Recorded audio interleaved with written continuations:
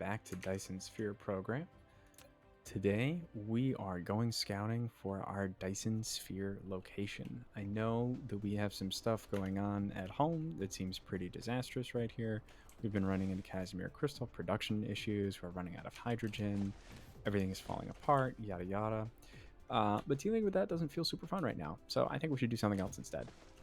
And that something else is scout our Dyson Sphere opportunities. Oh, I'm just pressing buttons now. I gotta be careful. Okay, so we have a full 20 stack of space warpers, and we have a map that needs to be explored. So let's go on a little round tour, and we will mark off. Whoa, there we go. We'll mark off some stars in our area that seem promising or potentially not promising, and see how far we get. So the other thing I want to do is hop out of this menu. I actually want to cancel this, and oh, that's just as expensive. Okay, well, I think it's still worth doing. I want to change to speed up our energy refuel recharge. We're going to be going some pretty long distances, so we're going to see how well this actually works. The other thing I'm going to do is take a small stack of our Deuteron fuel rods with us, as low as we can get. Yeah, that sounds about right. Perfect. That's really all I wanted. So, okay, I think we're in a good spot. Okay, so let us pop up into a quick orbit. Okay, so now what we want to do, I think, is just go to our nearest. Let's just go to, all right, something where we think we're going to get a fair amount of luminosity. This is the blue giant that's closest. I think we've been here before, but I think it's worth just doing our due diligence to mark it off of our list if we truly don't want to settle there. So let's take a look. We're going to hop this way. And then I think it's also worth going through a few of the criteria that we should be keeping in mind as we look for eligible star systems to produce our Dyson Sphere. So I'd say in a perfect world, what we're looking for is a blue giant star. And we're specifically looking for a blue giant star, a blue giant star that potentially has an opportunity for us to build out our Dyson Sphere on a planet that would be, whoops, there we go. Okay, gotta pop out here. Is this the only star? So realistically, what we're looking for in this star system is not only a blue giant, but also a planet in a perfect world that would be tidally locked. And the reason that we'd want to do that is that we would then have a large surface from which we could be actively shooting our Dyson Sphere components into the star's pathway, right? So I'm just going to go land on this planet for a hot second. I guess it doesn't really matter. It looks like our recharge rate, let me tab out here so we can hover over it, is going about as well as it would be, even though we're flying. And we have so much power, honestly, we can just kind of keep going. So, all right, so we have examined the system. It only has one relatively small planet that's decently far away. So this is like an option, but I would not say that it's our best option, right? So let's, what is that? Okay. I wonder what that does. Just takes out the names of most planets. Which one was, I don't even remember which one I had highlighted. Nope. None of these things, maybe? Okay, so let's see what happens. I don't actually know. Now I have no idea what I'm doing. I don't know what any of these labels mean. Okay, let's zoom back out. Okay, so got to turn one of these. There we go. Okay, so that turns all of our labels on again. And then clearly these other ones do something. But, well, here, let's turn those off and then see. Does turning any of these on do anything? At one point, I felt like these did something. But, well, here, let's there we go. Unmark our current star. All right. Well, we'll turn all the names back on, and then maybe take another look for bright stars in our vicinity, right? So, just as a quick reminder, if we go to a B-type star, we see the luminosity is around roughly 2, right? If we back out, when we compare that to the luminosity of our blue giant is 2.3. Oh, wait, I actually might not even have to zoom all the way in to be able to see luminosity data. Yeah, okay, cool. So we can directly compare luminosity here. So you see here, the luminosity is 1.59 roughly. Here, luminosity is 2.3. So as we're looking for stars around us, and obviously for black hole, luminosity is kind of intentionally terrible, right? Same with a neutron star, relatively low luminosity. But we can start to look at the stars around us. and see that the difference between the luminosity of a B-type star, it's pinned because we're actually pulling resources from this B-type star. So 1.9 versus the luminosity of our blue giant 2.3, that might not make a huge difference, right? I actually don't really know. This is 2 on this O-type star. We could go check this out potentially next. Or also an O-type star down there is 2.1 versus 2.0. This is 12 light years away. And this one is 8 light years away. You know what, though? I think we went to this one in a previous episode. Here's another blue giant. Let's go to this blue giant. See how far away this one is. We're just going to pop around. Let's warp it up. Oh, awesome. Our energy was practically full, so we are definitely regenerating energy way faster than we used to be. Okay, so yeah, like I was saying before, in a perfect world, we would find a blue giant type star with a tidally locked planet on it, where we could directly generate Dyson Sphere components, shoot them into the sun, or into orbit around the sun, or the star in this case, and then we'd be able to kind of fully power our Dyson Sphere. That being said, though, I'm also open to building our Dyson Sphere on our home system. I know I originally said I don't want to do that, but kind of developing a sentimental attachment to our home system. And as we do have a tidally locked planet in our home system, it's something to keep in mind. So we're doing this scouting, but at the end of the day, we may choose to actually build on our own planet, on our own star system, because it just so neatly fits the bill of what we're looking for. So definitely something I'm keeping in mind. I think it's fun to do this type of exploration and look in the star systems around us. But at the end of the day, we might find that it's just easier and more feasible to build locally. So we'll have to keep that in mind. I haven't really done any of the tech around the Dyson Sphere, so that'll definitely be a process in building up the automation for that. But it should be an interesting time. Okay, awesome. All right, so we're coming in now. Let's just kind of point ourselves at this planet. Yeah, this is definitely starting to stretch the range of how far we can travel in a single shot here. So we're gonna get pretty close. There we go. Okay, shut the warp down, aim in this direction, and let's take a look at the system. Okay, same deal. Blue giant, single planet right up there. Very lava-y. Interesting. Oh, and we've actually landed on it. Why am I having a hard time actually seeing ourselves? Come on. I don't want to be in planet view. There we go. Okay. No, we haven't landed on it. That was weird. Okay. We are headed for it, though. All right. So let's head over there. We'll just land and replenish our power, I think. Just pop down here for a second. See what's going on. This planet looks very familiar. Whoa. Everything looks kind of purpley. That is one heck of a sun. Okay, let's unfavorite that. And as we're letting our power regen, is there anywhere else we want to go look? I mean, this is 20 light years away. That's crazy, right? That's way too far away. I think it's worth looking potentially a little bit closer to where we are too. If we go back, I know this is the black hole system, so obviously our little ship's right there. So obviously we don't want to build there, but Alchiba, we can maybe check out this star period system. This one I know that we've been to, right? Didn't we build on Gamma Orionis? And then yeah, let's maybe check out this one next. I know it's 22 light years away, so we might have to. Oh yeah, it really. Okay. So what about this one? This one's a little bit kind of on our way, per se, right, as we're heading home. Yeah, this one's very much on our way as we head home. So let's just see how long it takes us to actually get our core energy back. Energy is retained by completing fuel. There we go. Let's pop some more fuel in. And unfortunately, there is still like a pretty distinct limit as to how quickly this regens. We are researching it. It is going down, albeit very, very slowly. 8% of the way through, and then we're 69% of the way through our vein utilization, so we're getting there.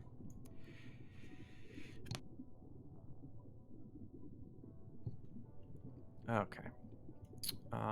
Also have to point out the sorter cargo stacking. It was pointed out to me in the comments of one of our videos from I think a week or two ago that what this does is this actually just increases the speed of how quickly your Mark III sorters will actually sort cargo. So this could actually be super beneficial to us in the future. Let's actually just queue it up because it'll go in a hot second, right? This one could be super beneficial to us in the near future as we try to increase our production lines, because this has definitely felt like a bit of a bottleneck at some points. So I'm glad we've been kind of casually keeping up with it, but this is definitely something that we're going to want to include in the near future here. Then obviously all this stuff will be great once we really just kind of standardize our green cube, or our gravity matrix production is definitely something we want to get to. Then this is interesting. So this is just you can just keep doing this as much as you want. Yeah, that's definitely going to take us a while though, because we need to really increase our technology to get up to, I think it's this stage, right, is where we can actually make antimatter and hydrogen. Interesting. This could potentially fix our hydrogen problem. Is this, what type of, this is, okay, this is done in a particle collider. Is we're creating antimatter and hydrogen from whatever that thing is. I don't really know what that is. I don't know what that input is. Obviously, I don't think we can make it. So it must just be something that we collect from the Dyson Sphere, potentially, is my guess. We'll have to see. All right, what are we at? Like half core energy? It's probably going to take a little bit longer. I do wish there was a speed up time in this game. I know that there is one, actually. Let's go back to our Alchiba system. So at some point, we'll probably want to mess around with that a little bit, but not exactly this second. Oh, did they always have a Dyson Sphere tab here? Did I just miss it previously? And also this research. Interesting. Not an awful hash speed. I think this is showing that our gravity matrix production is a little bit limited. Power, doing just fine on Alchiba 4. Perfect. And our production is just kind of all over the place, but interesting that we're kind of capping out on a lot of this stuff. Huh. Interesting. We should probably spend more time in this menu than we do. Production there is going just fine. Interesting. Solid. Sounds a little bit low. Good to know. But yeah, this is really cool. You can see basically what we produce on planet, what we produce off planet. Now I'm curious to see Alchiba 1. Okay, good. We are producing these, but at a lower quantity than we're consuming them over on Alchiba 4. Or no, we are at a net positive. I take that back. So this is definitely a screen where you could spend a fair amount of time. These are being consumed at basically the exact same rate. Interesting. Yeah, that's crazy. This graphite production is actually... Huh. Wow. These are crazy. They're just the sheer quantity that we're producing. Okay, we should spend some more time in here and check this out. This is definitely something when we think about, I think this supply chain is a perfect example where you have 261 electric motors. You use 2 of these to create an electromagnetic turbine. So that's why our production, I think, is naturally capped at about half here. Same deal when you're creating supermagnetic rings. You need 2 to create 1 supermagnetic ring. So I think that's why you kind of have this divide by 2 component. So you need 4x production of your base input here to be able to get something out, the supermagnetic ring. So really important point for us, if we ever really want to increase our supermagnetic ring production, is that we would have to 4x our electric motor production. And in the spot that we built, that would not necessarily be the easiest thing. So something for us to bear in mind. I am curious about processors though. That's something where, what is the consumption on Alchiba 4 of processors? It's around 47. Interesting. And on Alchiba 1, 55, 54-ish. So we're actually doing just fine on Alchiba 1. There's probably a different thing that's holding us up a little bit there. So we'll have to check that out at some point in the future. All right, restock those. I think we're getting close enough. You know what? Let's just do this thing. All right, where are we going? Backing out. Okay, so we're going to stop at this Alkyd system on our way back home. Where are you at, Alkyd? All right. Oh, there you are. Pretty close. Okay, that's not too hard. Whoop. Let's fly up. Pop up. There we go. All right. Getting warpy with it. How far away is that system? Actually, can't really tell. Feels like a long ways away. We'll see if we make it there. We'll see if we can get there with the energy that we currently have. Oh, I think it's actually telling us. It's okay, never mind. It's like 8 light years away. That's easy. Easy. I think this will show it to us as well. Oh, for some reason I can't actually zoom here. My zoom is incredibly slow. Okay. I also noticed, frustratingly, that our lack of universe exploration bug is showing up again. I really don't know why that's happening. I've even run this in vanilla, and I have run into that same issue, so I have no idea why this is happening to us, but it is very obnoxious. We'll have to see if that's something we can change at some point. Or maybe they'll roll out a bug fix for it. I'm honestly not sure. Okay, so we're definitely getting pretty close. Ooh, lots of planets in this system. All right, 3, 2. There we go. Okay. Ooh, we were pretty close on the timing there too. All right, so first things first, let's unselect this. Zoom. Okay, here we go. All right, so 3 different planets. A volcanic ash planet. Ooh, that's cool. I don't know if we've seen one of these before. Oh, we have with the sulfuric oceans. Yeah. Ooh, creepy looking. Cool. Cool, cool, cool. Okay, let's zoom out a little bit here. What else we got here? Ooh, 2 and 3 and 4 and 5. All right. Arid desert satellite. Pretty solid. Back up here. Got this nice big gas giant. All right. And then let's check out 4 and 5. Also a Planet Gobi satellite. Makes sense. And the gas giant over there. Very nice. Okay. Unfortunately, no tidally locked systems. It is a very nice B-type star, though, and it does have a very nice luminosity. And this is giving us a chance to replenish our energy. All right. I think we want to head back home for now. I'm still feeling, honestly, really good about the idea that we might potentially just want to build at home, to be honest with you. We already have a tidally locked planet. It's going to make it a lot easier. The energy consumption, even from a smaller luminosity star, I assume would be pretty significant. And frankly, it just kind of lets us keep it in system. Like, I like the idea of going out to these different systems and finding different resources. But at the end of the day, I think, there's no place like home. So we can definitely keep checking it out. I know we don't have enough energy to get back. I'm just going to use as much as we can and then drop out of warp speed and let us slowly accumulate a little bit more. Because I don't think we spend so much energy while we're flying that it would be worth flying to a local planet and sitting down and chilling and waiting for our energy to come back. So, whoops, I just wanted to tab out there and see. Yeah, it doesn't look like, I guess maybe it doesn't show power consumption on here. But yeah, looks like we're just kind of chilling. I guess we're pretty close to, is this Canis Majoris over here? Let's keep zooming out. Canis Majoris, what's going on with you? Can we get close enough here to see the star? Oh, cool. Huh. Okay, volcanic ash planet. Oh, so red stone planet. Whoa. Okay. This is cool. We should definitely come back and check this out. Oh, organic crystal veins too. That's really nice. I don't think we have a planet with organic crystal veins.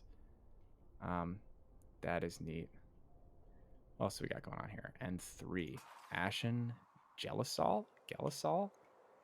These are fun. We haven't seen a lot of these planet types before. This is cool. Oh, this has fractal silicon on it too. That is trippy. That is very trippy. All right, and is there a fourth one? Yeah. Ice field. All right. Wow, this is a cool system. I'm a fan. Let's see. Can we mark it? Something we're interested in? There we go. Actually, sorry. No, that's not what I meant to do. I wanted to, can we see it? All right, let's pin it. We're not able to do that anymore. You can pin that. I wonder if we're like too close to be able to pin it for some reason. I don't know, whatever. Cool looking system though. What else are we in the neighborhood of? Can we pop in and take a look at anything else that we happen to be close to? Maybe we're not close enough. Maybe that's kind of the problem. Yeah, it's not gonna work. Oh well, we tried. All right, let's see if we can get closer. Feeling good about this one. Maybe I shouldn't be. Maybe I should be taking that back. That's okay. We're definitely going to get closer.